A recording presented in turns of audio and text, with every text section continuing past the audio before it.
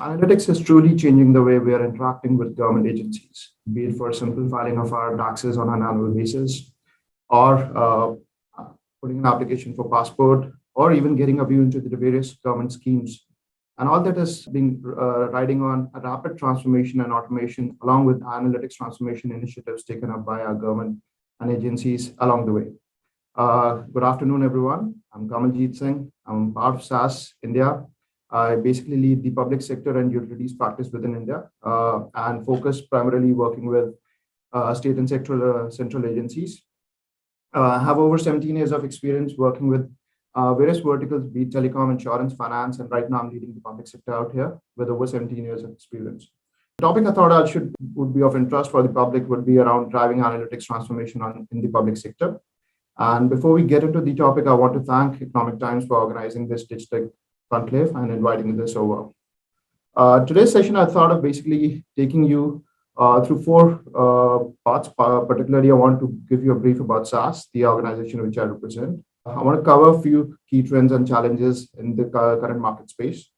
I would want to also run through a component-wise analytics transformation in motion, basically, which will give you a view in terms of where the challenges really lie for any government agency which is thinking about transforming its processes and technology out there. And finally, I would want to spend some 20-30 seconds covering some of the use cases which we work very closely with the governments in terms of which are a problem area where they have a vision to truly transform, which could be covering areas like Chief Minister's dashboard, transforming agriculture as a department, focusing on excise, health, social benefits, police, crime and investigation, right? So with that, let's get started. About SAS, the organization has been into existence for more than 45 years. We are the largest privately held software firm in the world with revenues more than 3.1 billion, a 14,000 plus workforce spread globally. And if I talk about in India, we have been present for more than 20 years. The customer retention rate of somewhere around 99.6%. The unique thing about SAS is being a privately held firm, we invest almost 27% of our revenues back into R&D. And that's the reason our tools and technologies are cutting edge and help deliver the kind of outcomes which our customers really want. A quick view of our presence within India. I wanted to cover both central and state agencies. The entire list of our customers is pretty high, but I thought of covering very small set. Within the center, we work with Central Board of Direct Taxes, which is basically using SAS for a multitude of use cases ranging from data management, data cleansing, data quality, using AI/ML techniques to basically transform the data that can be used for identifying or doing entity resolution. One of our recent customers, which is building an information exchange platform, which is Ministry of Statistics and Program Implementation.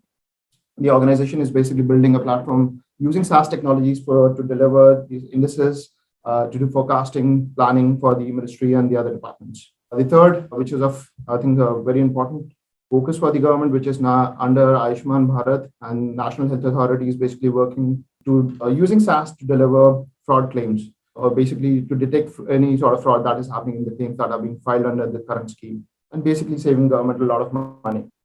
If we go on to the state side, the map basically represents where we have presence, where the government agencies or the state governments are using SAS, right from top Punjab to Rajasthan. Rajasthan is using SAS for extensively, right from use cases for wildlife, for smart water, state analytics hub, and so on. Coming down, if we look at Gujarat, Maharashtra, the departments of economic and statistics are using SAS for, again, complete statistical analytics for producing those indices and giving those inputs for the planning department. Chief Minister's dashboard for Maharashtra is done on SAS. Then again, if I go towards east, south and east, basically Tamil Nadu, Maharashtra, Andhra Pradesh, Odisha, and Jharkhand again are using SAS for a variety of use cases ranging from commercial taxes, sales tax, Chief Minister's dashboard, mining, analytics to be applied in mining in terms of procurement integrity, and so on and so forth. That's just a quick glimpse of our presence. Moving further, a quick view into the key market trends I think would be important because this is one of the reasons why analytics transformation is very important. If you look at global AI market growth, it has actually grown from 28.42 billion in 2019 to 40.74 billion. That's a significant growth of 43.39%. And if we look at cloud computing, which is taken over both in private and public sector, we are seeing a number of RFPs and projects which are having a requirement of infrastructure to be deployed in cloud. That's a big uptake in terms of how analytics can be really riding the cloud wave as well. Another key aspect, government spending in direct benefit transfer schemes, food security, that's definitely on the rise. And we see a series of high level of innovation and demand in the health and edtech sector. One of the quotes I want to quote from the government, where they believe that artificial intelligence can actually boost GDP by 957 billion by the year 2035. I think that's a big, robust feedback from the government in terms of why AI or analytics transformation is critical for various government agencies as well. Moving further, like I said, I want to set analytics transformation in motion. And what are the building blocks? Any department, when it thinks about having analytics transformation, it has to think about the sources from where the data will be generated. And this basically requires a rapid digitization and automation. A lot of areas we see when we are interacting with government departments, they don't have data in place, or the processes are manual. So obviously you need to digitize the data. Once that data is digitized, that data can come from various sources. It could be mobile apps, web, database applications. It could be social media if you're thinking about doing voice of citizen or to understand citizen sentiment. Further to that, if you're looking at an unstructured format of data, which is also getting generated every second, which is images, videos, audio, and so on. So once you identify the data sources which are critical for you to be able to deliver outcomes for decision making, planning, and so on, you need to have a component which will be able to access that data. You need capabilities which can convert that data into a standard format which my systems will be able to understand. Further to that, if that data is in some other format or language, for example, if you're using Hindi, and my AI system basically requires the understanding or the taxonomies to be built in English, I need to translate that language into English. Right? So that's translation services capabilities to be required. And finally, we need to standardize this. All this is being made capable in today's world using, again, leveraging the right set of technologies in the data management space, which is capable to understand and apply fuzzy logics, AI/ML techniques to learn from the data itself. So you don't have to really go and do the coding all over again. Once that data is basically standardized, you need to store that data. And that's where complex data storage applications come into picture. This could be Hadoop systems, this could be data lake set of concepts that do drive things in terms of storing the data. It could also be your simple RDBMS or NoSQL databases, depending on the type of data source. Once the data is in place, you will have your workforce which can interpret that data, which can then further analyze it using the right sort of visualization techniques. And these tools will basically help generate the insights to a level which will help the department to understand past trends. It will help us, the departments, to uncover right root cause analysis of any dips or the way the performance is not happening. But this is all very, very simple visualization or dashboarding capabilities. We are basically looking at analytics transformation, which is moving ahead from here and leveraging AI/ML techniques to be able to do further maturing the organization towards predictive and prescriptive analytics. So this is what basically sets the complete analytics transformation. We see agencies either struggling with the left-hand side or possibly have not adopted the right-hand side, which is moving towards AI/ML for predictive and prescriptive analytics.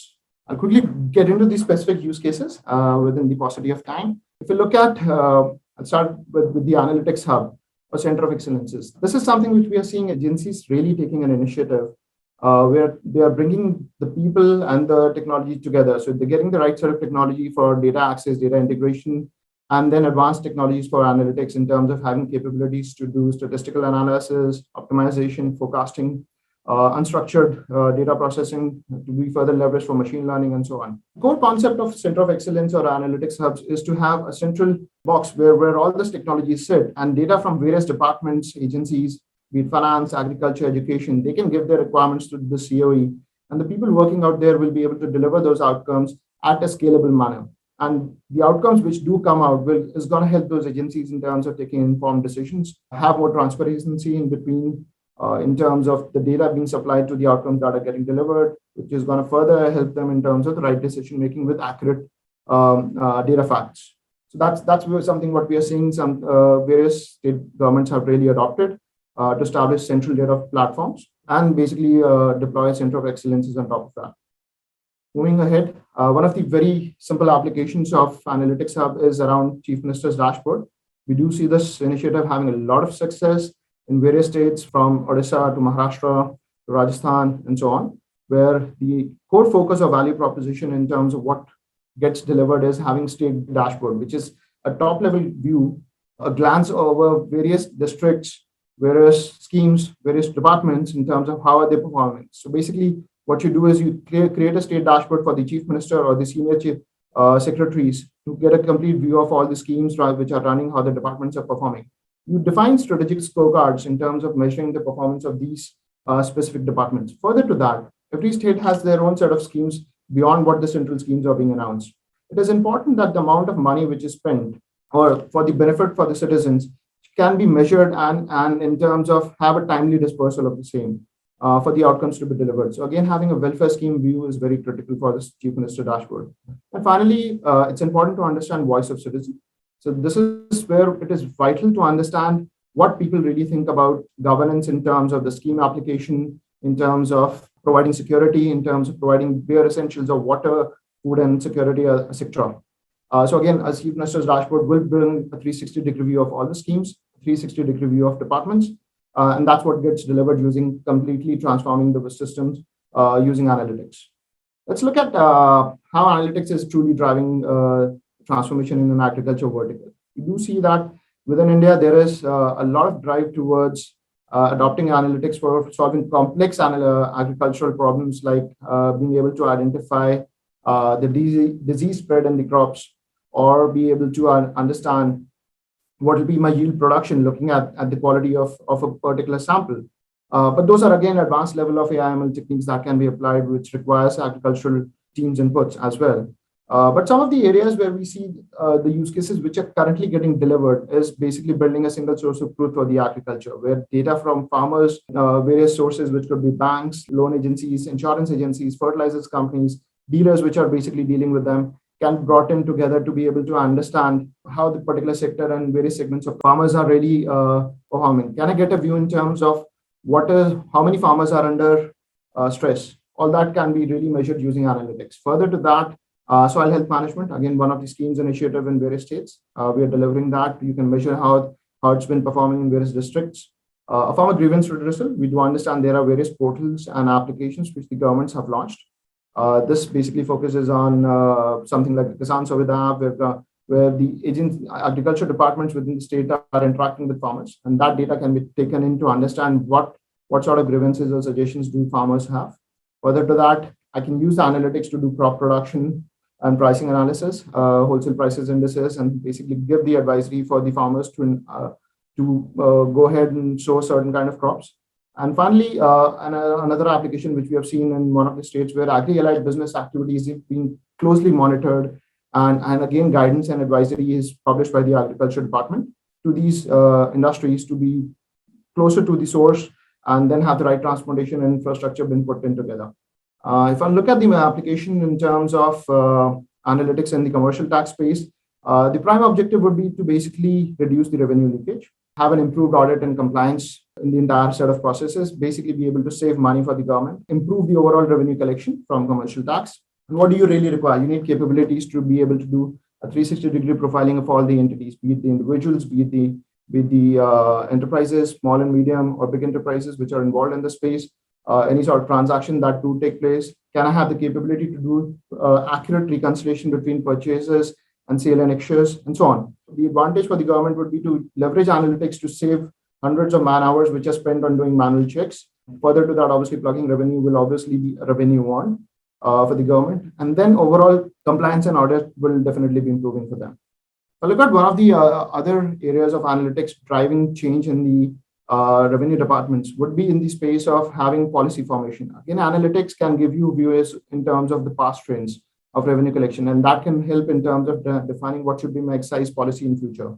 I can do an accurate forecast in terms of what should be my collection in future, so that the new schemes that are announced by the government would basically be met by the right revenue earnings. Further to that, I can do a continuous monitoring in order to make sure that the revenue collection will definitely meet the targets which are set for the annual financial year.